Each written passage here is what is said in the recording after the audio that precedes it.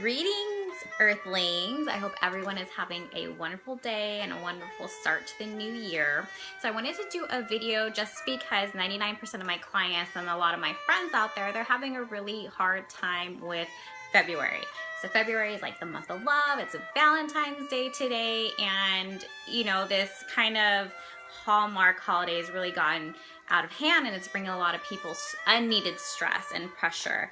So one of the things that keeps coming up with my clients and a lot of people around me is they are looking for love. They are searching for their soulmate, their other half, that person that completes them. So one of the questions that I have been asking my clients is, okay, so I'm going to use myself as an example. So, Piata, what is the ideal perfect Piata? What does that person look like? What are 5 characteristics that describe Piata in her highest, most purest, most amazing form? So for me, I think like the 5 characteristics would be 1, learning absolute trust. 2, finding happiness in every situation that I encounter. I have a hard time with that sometimes. 3 would be great relationships with my friends and my family. That is super, super important to me. 4, I would say loving unconditionally. I'm such a lover of all things. I always try to find love in every situation, but coming from someone who feels things so deeply, it's a struggle sometimes, especially with the kind of society we're living in right now. And then 5 is to be excited about life. There are so many things that this life can offer, and I feel like a lot of times I take things for granted, which is not cool to me. So those are 5 characteristics that I really, really want to work on, and I really want to embody them, and I really want to master them. So when we are in a relationship or we're dating somebody, we're attracting people of that same vibrational level. So one of the things that I tell my clients and my friends all the time is, okay, so you're looking for your soulmate, right? So obviously you want your soulmate to be someone up here. You want to have this crazy, awesome relationship with someone who is up at this level. You don't want to be with someone who is like at this lower level. So in order to find someone at this level, what you need to do is raise your vibration and meet someone at this level. You're not going to meet this person if you're down here or down here. Even right here, you might catch their attention. But in order to be in an awesome relationship, you have to work on yourself first. So what I was telling my clients is those 5 things that you want to embody, make sure it comes within and it starts with you first. So with that said, how do we raise our vibration? There's so many different ways for us to raise our vibration, but one of the things definitely is to be conscious of your thoughts. Thoughts become things. 2 is to be conscious of the type of language that you're using, your choices in your life, your actions, is what you're doing in your current day-to-day, in your present right now, is that in alignment for what your end result is wanting to be? For instance, for me, finding absolute trust in, people, places, things. Am I doing activity day-to-day that is aligning with that end result of finding trust or finding true happiness? If I'm not doing those things, then I'm out of alignment and those things are never going to happen.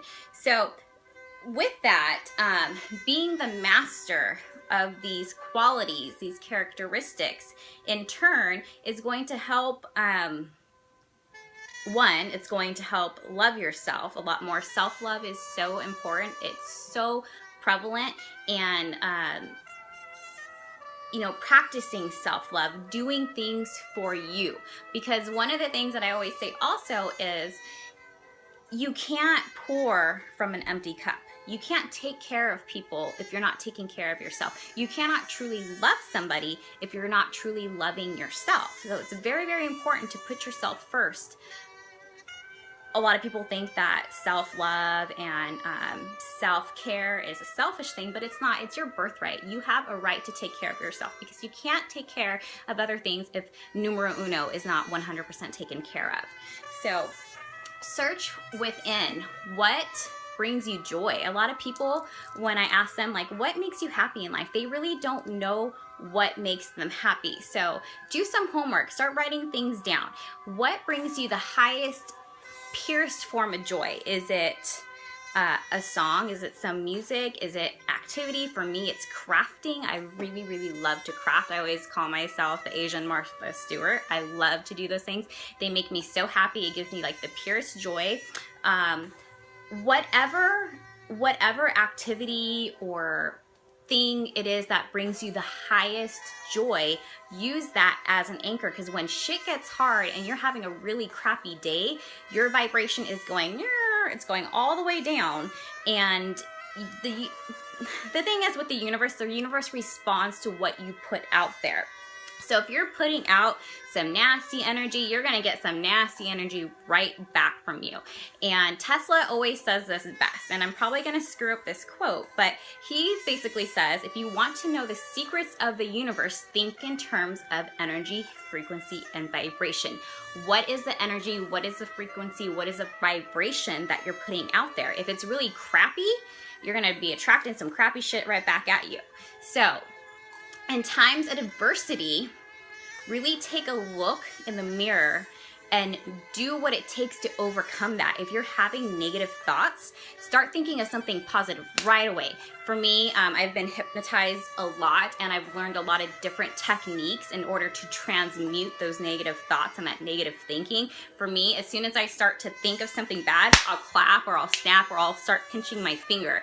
And that gets me back on track, and it makes me aware, and it makes me very conscious of what is going through my mind. Because I know as soon as I start to have a bad day, I'm gonna have a really, really bad day if I don't make the effort to turn stuff around right then and there.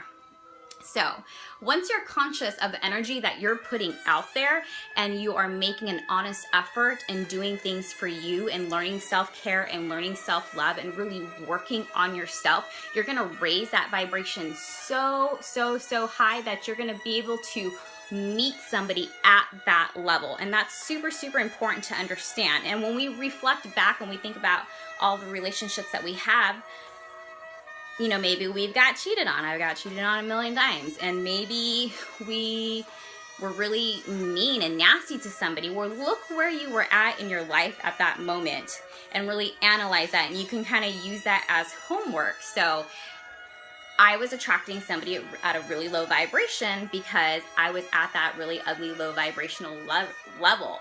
So once you're aware and once you're more conscious of these things, you're going to be able to let them go a lot easier. So the trick is, if you are focusing on an end result, like those 5 fantastic qualities you want to have of yourself, you want to be able to transmute any garbage that comes in your way right away. So when you're not letting things go and you're harboring that energy inside of you, you're actually stopping the magic of the universe from happening, of delivering those things to you. So it's super, super important to be aware of that. And it's super important to learn how to let go what no longer serves you. You don't need to harbor on any extra energy, any extra emotions that do not make you feel good. We have such a short life as human beings that we deserve to live the best life as possible. But it takes practice and it takes work and it takes a lot of exercise on learning how to let shit go, learning how to practice how to love ourselves, to always do little things over and over and over again, mastering the mundane to making ourselves feel really, really good. It's really challenging, but once you're able to live in that higher vibration and really know what it feels like, you're not going to want to go down here anymore. But the awesome part of it is, if you actually get down here, you know what it takes to get yourself out of that. So that's super, super important, and that's super, super awesome. Give yourself a pat on the back for being able to do something like that. A lot of people get stuck in this like rat race. It's just like being on that hamster wheel, going over and over and over again and not knowing their way out. Well, you know your way out. You get those anchors, you start working on yourself, and in turn, doors will start opening, windows will start opening where you only saw a cement wall. It's super awesome. It's super magical. But just remember, self-love and self-care is your birthright. You honestly cannot look for someone to fill the love that you need in your life, to fulfill you. You have to be the love in which fulfills you in order to give it in return. So I hope that actually helps some people. I need to teach self-love classes a lot more than just February. I think it's really, really important that we consistently stay at a practice with it, because it's really easy to do and it's really easy not to do. And especially in this game of life, it's so easy to forget that we have to take care of ourselves first. So I promise you that if you consciously start paying attention to your thoughts, your actions, your choices in life, the way you speak to yourself, the way you treat other people, once you get out of that nasty energy and you recognize it and you're able to transmute that right away and start living in a higher vibration, your perspective is going to broaden and you're going to see a whole different outlook on life. You're going to be so much happier. You're going to make better choices in life. And then hopefully you'll be able to find the person you want to spend the rest of your life with, your soulmate. So anyways, I hope everyone has a great night. Namaste to you, and I'm about to get back in bed and watch some Netflix and chill and just really enjoy having this downtime to myself.